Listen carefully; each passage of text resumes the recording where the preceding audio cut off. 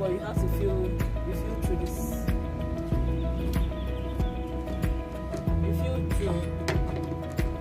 Then when you want to use the eye wash, you pull. There's actually a direction on how to use it here. So the first one says you pull, then it was the valve. So this is how you pull. You pull, and you bend your eyes towards it. And that's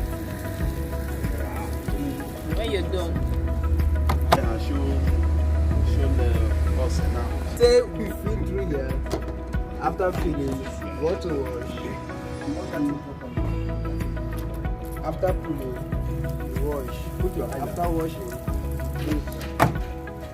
If you didn't close it properly, there will be a leakage. So you have to pull it where you have to stop leakage. To pull it, you have to pull. When you pull, the pressure will not go. When the pressure comes out, you have to put your eye. Open your eye.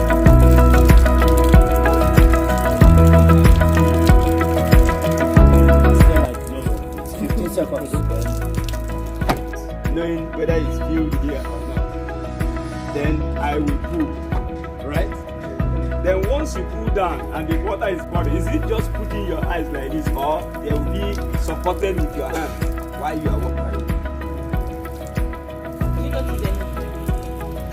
Yes. Once it's poured down completely, the pressure arises.